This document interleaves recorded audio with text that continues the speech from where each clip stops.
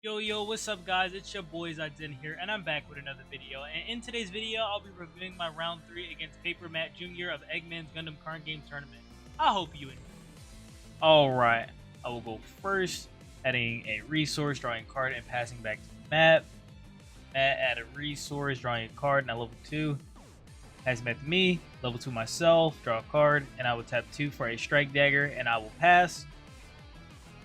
Matt now level 3. The added resource, drawing a card.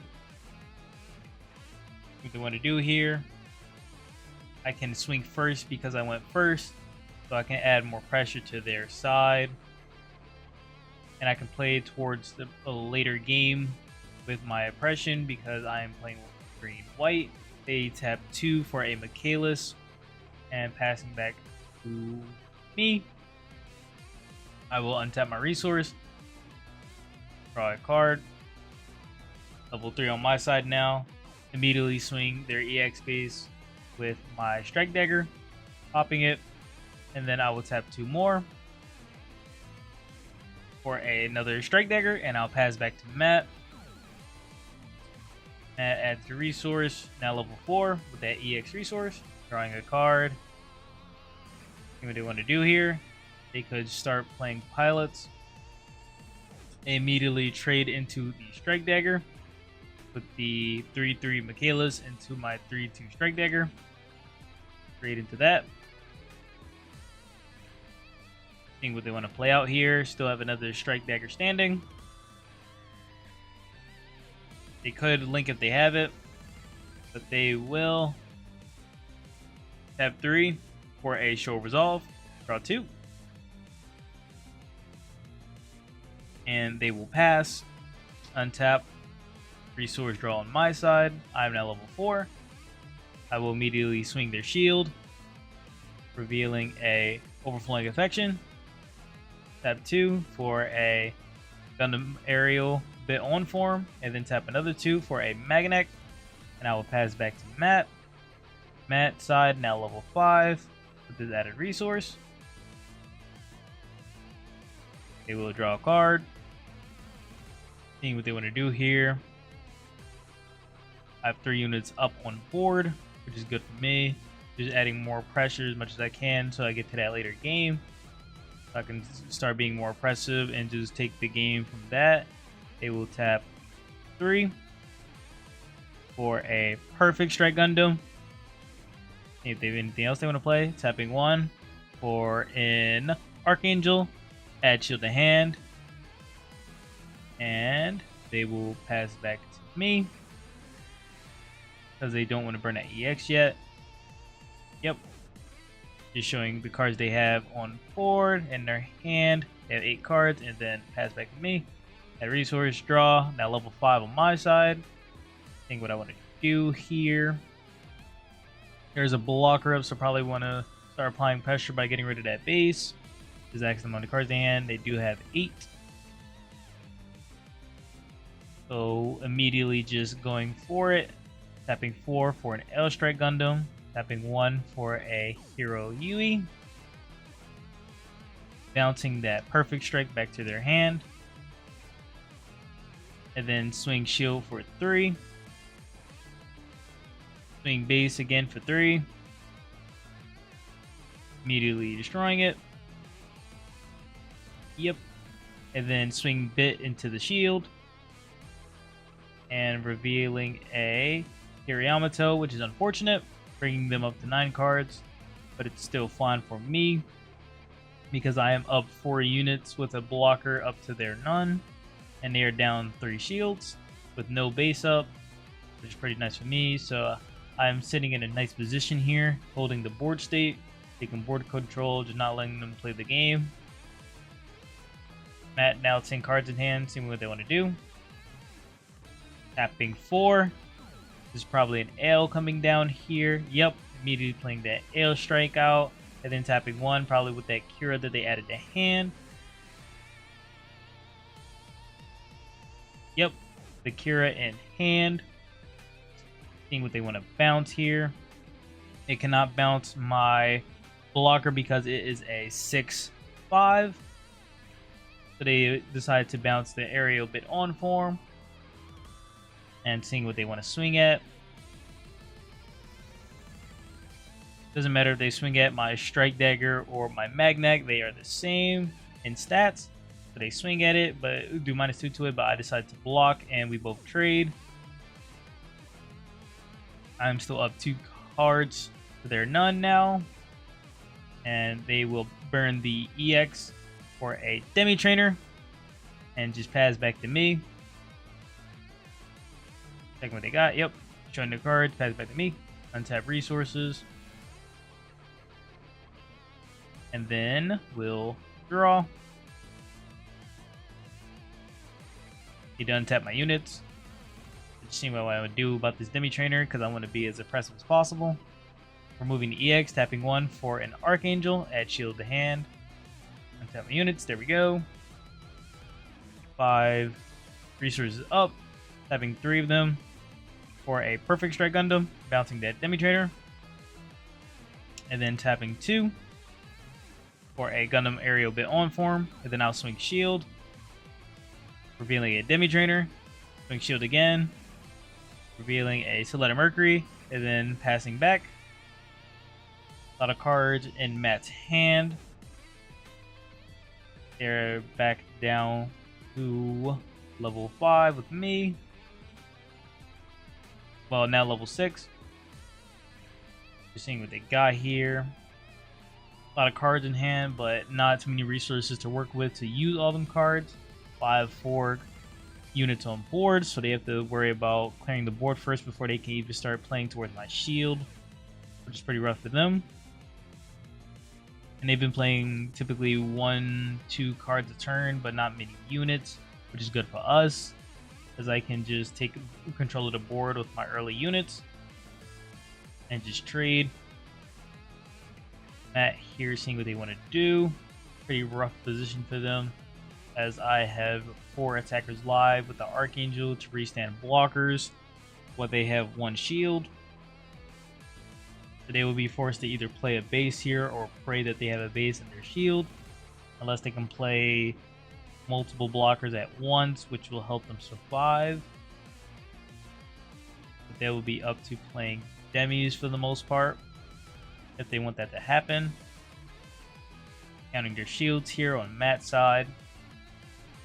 I'm just thinking how I want to finish this game, hoping for a Wing Gundam to hit my hand, as that would just close it out for any low-cost units, because they will be forced to block. And even if they do block, if I have a hero with it and in hand, I will just still breach through with the trade, and then taking out any base that will be up, which would just be good, pretty good for mine.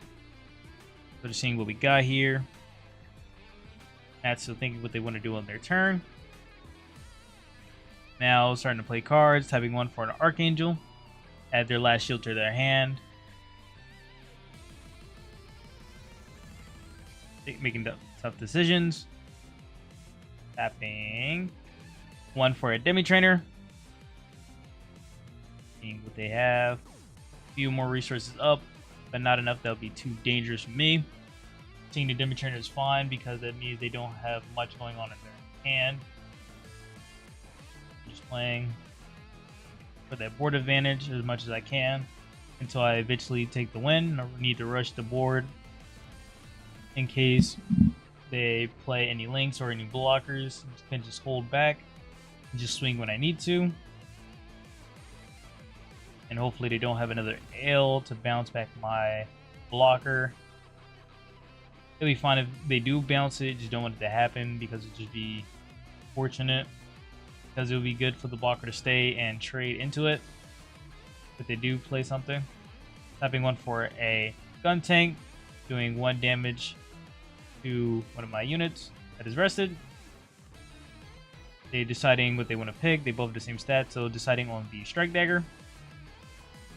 Heading tapping 2, playing out a Garibaldi to balance the unit that got pinged back to my hand.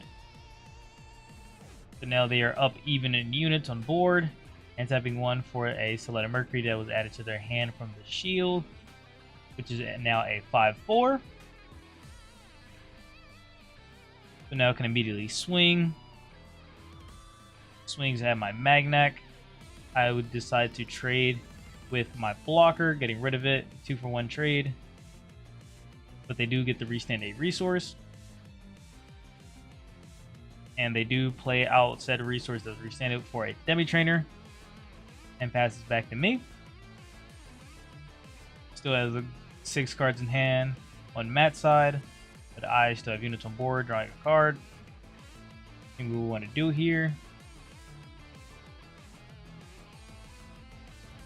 Have the Archangel up. If I do get a swing with a blocker.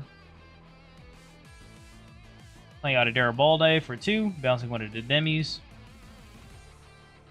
Comes back to hand. Tapping 1, 2, 3. Just seeing how many resources I have before I commit.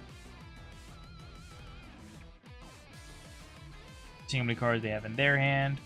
Just want to be safe with my plays. Tapping 3, 4, 5 for an Air Strike.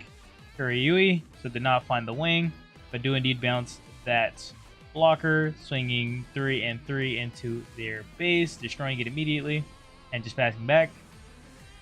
Just trying to make sure they have no base as much as possible, just applying as much pressure as I can, bouncing their units back to their hand, so I can just win there, because they'll be forced to play the resources back. Bouncing is a iffy mechanic in this game, as if you do bounce, you do give your opponent gas to play back later turns. But in the later game where they're forced to start crawling back up to catch up, it is fine because it brings them into a grind game, and they most likely will be outgrinded as they do not have enough units on board and not enough resources to play more units. Whereas you have more units on board they have to take care of and typically trade with, and have to worry about you going to your turn with less units on their side. So it's pretty nice when you have bouncing in a winning position. They tap. Oh, do not tap. Just seeing what they want to have to be nice with their plays. They are playing blue, but I have not seen any Amorals yet, which is nice for me. Just a Kira and a Soletta Mercury. They decide to swing 1 into the Archangel. I just take it. No need to be baited into blocking that. The Archangel could take it with 5 HP. They tap 3, go for a perfect strike, 1 for a demi trainer, and another one for another demi trainer, just walling up, and pass back to me. I draw a card, untap my resources, add a resource, tapping 1, 2, 3 for a perfect, bouncing one of the demis, get this out of here,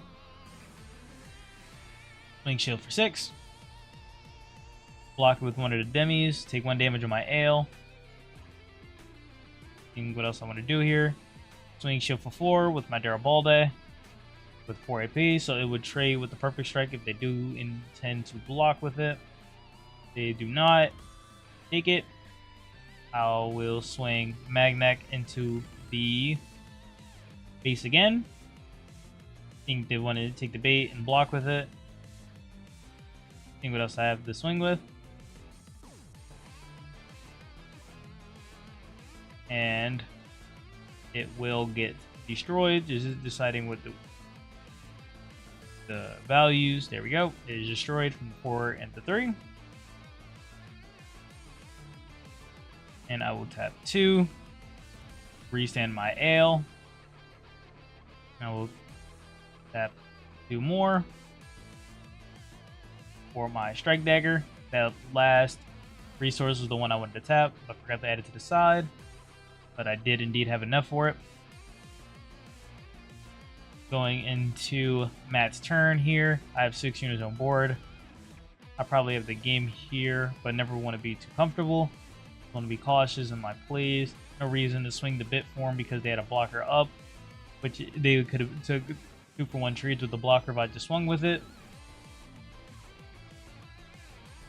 And it wouldn't have taken the game. And a perfect could not swing, so there was no reason to swing with it. Just save it for later. Could take more favorable trades going into the later game. So just keeping my board state of 6 units on board. And just giving it back to them. Because I'm just playing for them not having a base. And just swinging out as much as I can. And if they do have a base, it'll be fine. I still have more cards in my hand. They have a lot of cards in their hand, but I still have units on board and can withstand my units. So it's just nice on my side. If one of my units get rested by an Amuro, it can be fine because I still have another blocker. Tapping 3 for a Gundam MA form. Tapping 1 for an Amuro Ray. Like I said, one of my blockers is getting rested. It will most likely pick my L Strike because it has 6 AP. Seeing which blocker they have, decide the values, they both have the same amount. Egman joined for commentary for the live stream. They swing 6 AP into my L Strike, trading with it, with the Gundam MA, and drawing a card from the draw of Gundam MA's effect. And then we'll just see what else they have. They tap 4 in front of the AL Strike. Put their cards down, passing back to me. And then I draw, untap my units, and just start swinging. And they can see because there's too many swings, and GG, Matt.